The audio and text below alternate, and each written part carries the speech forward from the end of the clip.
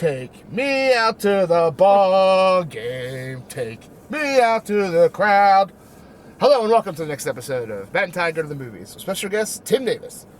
This is the podcast where all three of us went and saw a movie at our local Regal Cinema Theater, and now we're going to talk about it. Right after the movie, in the parking structure, in Matt Time the Pilot, we're going to talk about such things as, should you see this movie, should you not see this movie? Should you bring a date or kids or go by yourself? Do you need to pay attention? Can you slack off? Snack, nap, or craft? Or do you really need to laser in, focus, try to figure out what's going on and what all the clues are? Or do you just need to turn off your brain and sit, you know? We try to answer some of those, all of those. We try our best. I am Todd Domer. And I'm Matt Malloy, and welcome to the old podcast. Well, the movie we saw tonight is called Caught Stealing. This is a movie with much plot, much turns and twists. But there's some people in it who are probably known to the general public. Tim, who are these people? It's got a big cast. It actually has quite a few people that are both recognizable in either character role or names. Our star is Austin Butler, who I think is almost a household name at this point, or at least is headed there. His biggest breakthrough role, I think, was when he was in the Elvis movie. He was Elvis.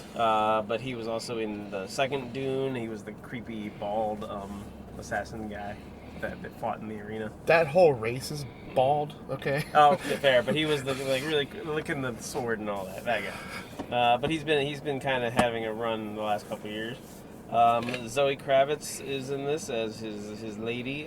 She's of course the daughter of Lenny Kravitz, and she's been around. She was most recently the Catwoman in the most recent Batman franchise.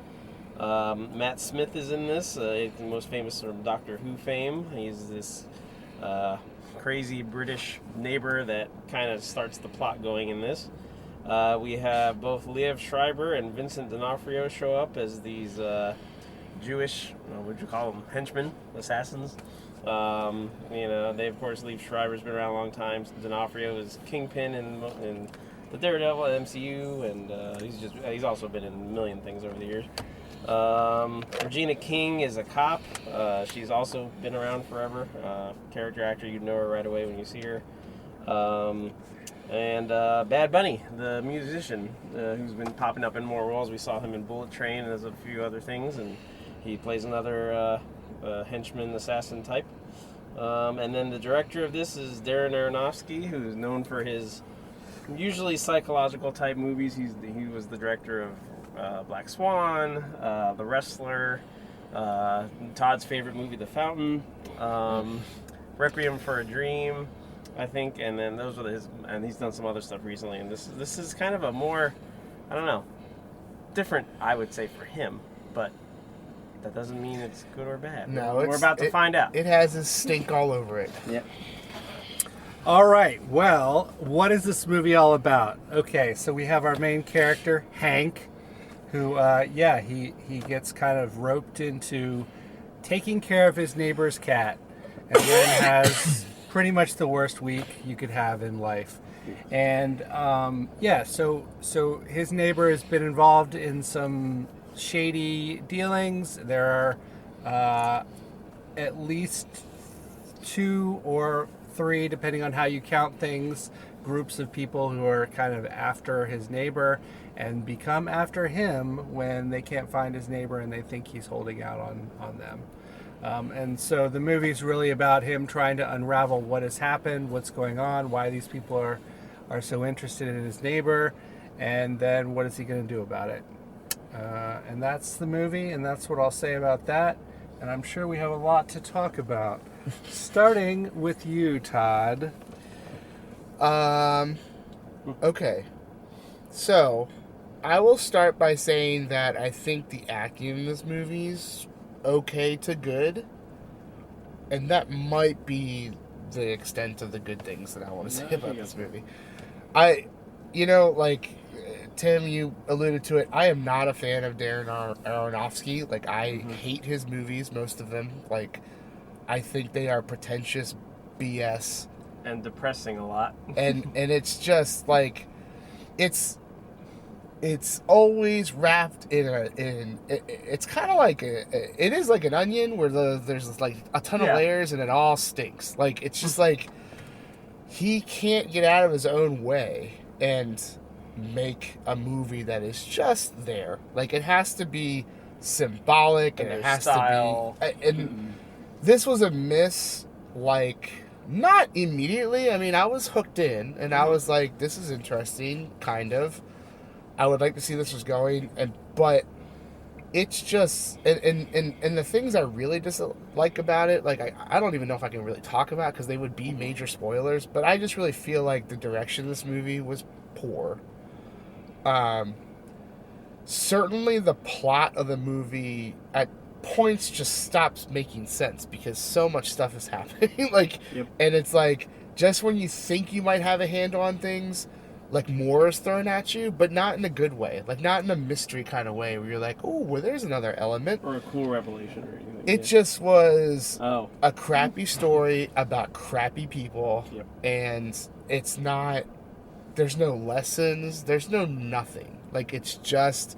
And I'm not saying every time you go to the movies, you gotta, like, have a, world-altering experience. But what this movie was sold as, and then what we got, just seems very, very different. Like, and I hate that. Like, I hate when trailers are like, this is how it's gonna be. And then you come in and it's like, woo. Like, you're showing us some of the stuff, like, but we're way off base of where I thought this movie was.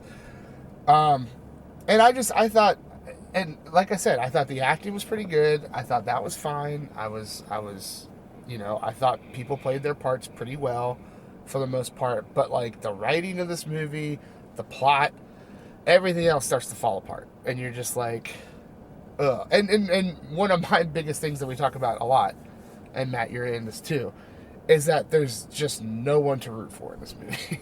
There is no one to root for. Like, it's almost like you're throwing crazy characters, but like, who cares? Like, the movie needed to hook you in and then carry on this wild ride, and it never hooked you in. You're just like, you're on a roller coaster and you're not strapped in. So the entire time you're like, I'm gonna die from watching this. Like, it's not good. I can't recommend it. I know that there are fans out there. I don't know how anyone is a fan of his if you've watched The Fountain. Like, I don't know. I mean, Black Swan was okay. I don't think it's worth all the jazz that everyone gives it, but I just think this guy hits misses, but like, people think he hits home runs. Like, I just, like, he can't hit the ball, but people are like, man, what a home run.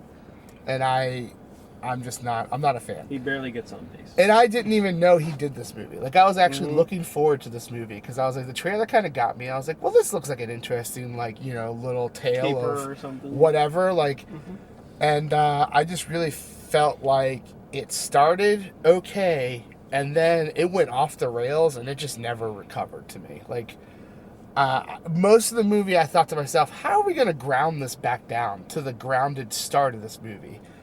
And it doesn't. And it like, I mean, famous lines for every movie. There are things that you have to suspend your belief about. Like, I mean, like, that happens in every movie. This one asks you to straight turn your brain off and stop thinking. And it's like, well, don't think about how this stuff would actually go down in real life. Just follow this kooky story. And you're like, this is dumb. Like, there's so much carnage at times and so much just, like, people being killed in the middle of streets and stuff like that, that you're just not even like, this doesn't make sense. Like, so I was very disappointed. Like, I was looking forward to it. I thought this movie was not good. And I don't recommend it, honestly. Like, I don't, it just is, it's a waste of your time. Like, if you like his other movies, then hey, maybe you like this one. More power to you. But it just wasn't good. I don't recommend it.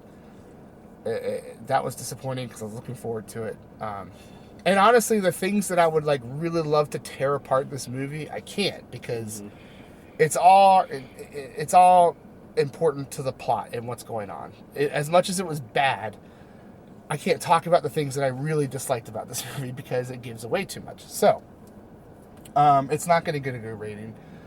I don't endorse people to see it. I don't think you should. It is pretentious bullshit. So, that's where I'm landing on that one.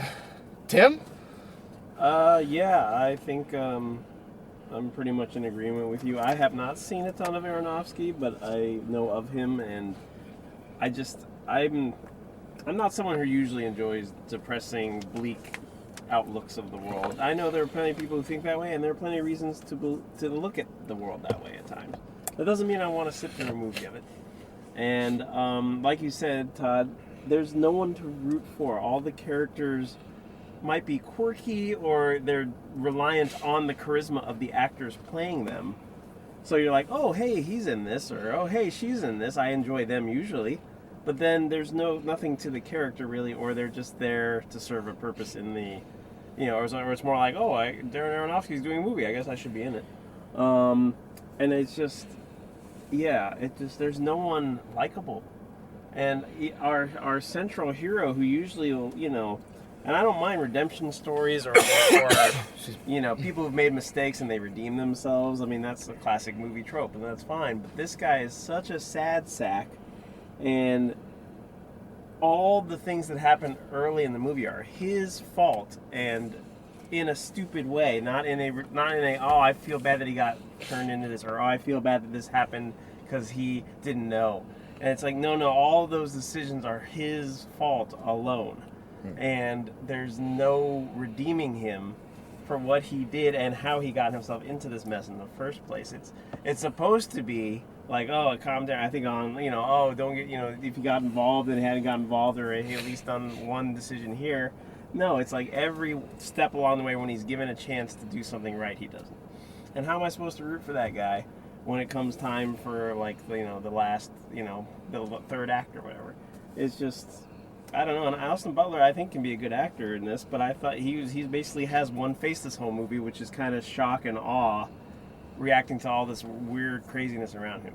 Yeah. And everybody else, does what they do. Like D'Onofrio's D'Onofrio, and Leo Schreiber's kind of your snarky, like he usually. It's just there's no one, I would say, plays out a character for who they are, but that doesn't mean that they do anything to stand out either. Yeah. And like you said, it's just, to me, like you said, it's just depressing and not likable, and just the action isn't even all that novel.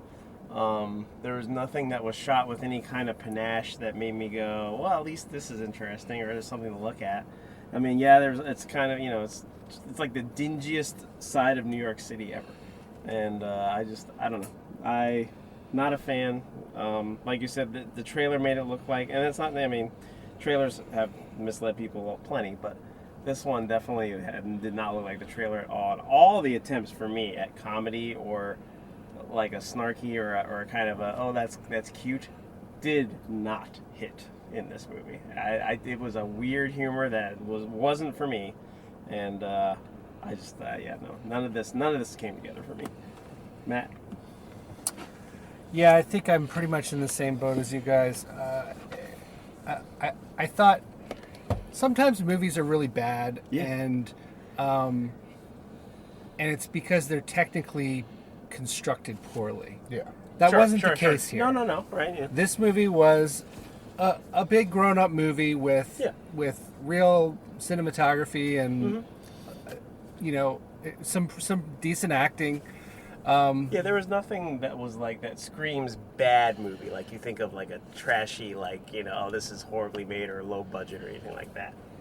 It's just not good. Until we get to, and Todd, you called me out, the deeply unlikable characters, and the deeply depressing, honestly, storyline that we got in this movie, which, and I agree with you guys, like, the trailer sold it as a quirky kind of comedy caper. What has this guy got himself into? And it was not that. No. It was dark. It was depressing. It was frustrating.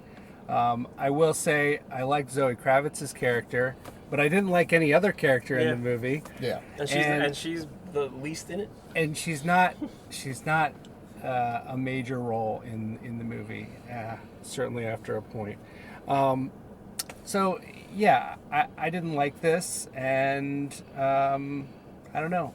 I agree that this movie has lost its way when it was trying to say whatever it was trying to say. It didn't seem like it had a clue of like where we were going in a concrete way at all. It was like, let's have this happen. Now this is going to happen. Now this is going to happen. Now these depressing events unfold. And there was really no cohesive message. I mean, I can guess at what was trying to be achieved with it, but it's just that. It's a guess because it was poorly constructed plot lines. So... Yeah, I mean, like, near the end, you're tossed a ton of, like, symbolism and, like, all these things that, like, to me is like a cocktail of a Darren Aronofsky special of, like, well, let's just throw in these things just to throw them in because I'm so, like, insightful and edgy. And it's like, get over yourself, buddy. Like, at least that's how I feel, Darren. You want to debate? Come on the podcast. Yep. Take that. Defend your work. Anyway, I didn't like it, just like you guys didn't like it, so there we have it. Yeah.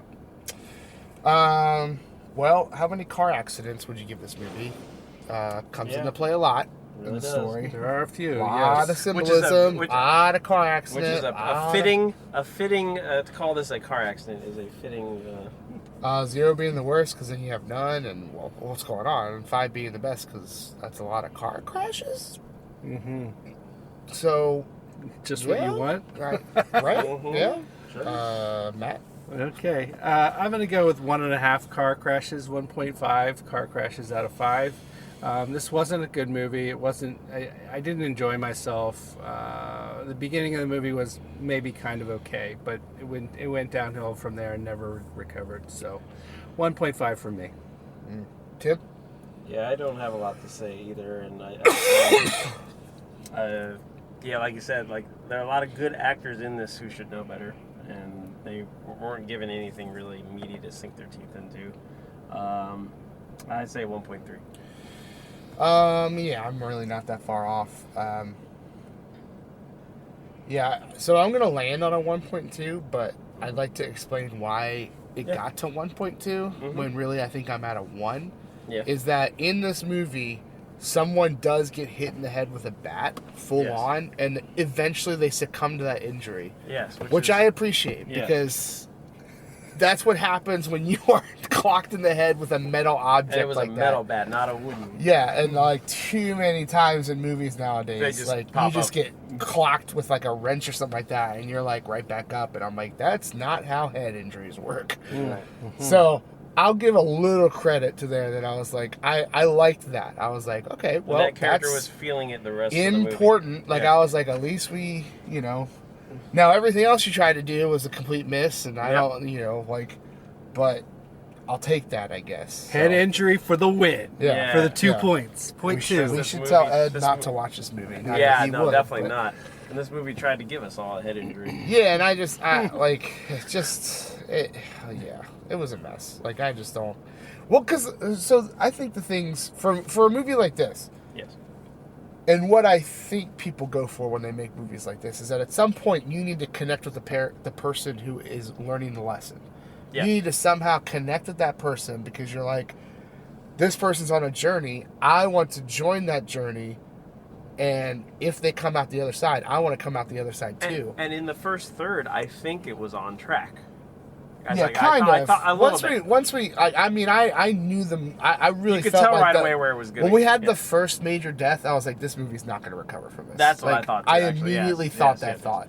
I agree with you, but I feel like when they were setting up the characters, I was like, okay, I think I can see where this could go, and that would be fine. Yeah, it just was like, and so like with those kind of things, if you can connect to the character and you see the character grow in ways that make sense, Yes.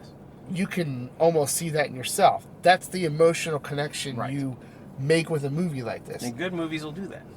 When you don't try to do that for the audience and you're just throwing things to stick on the board and see what's there, which has almost felt like how they did with the plot here. It's like, okay, what do the characters need to do next? Okay, here's the dartboard. Let's just throw stuff up there.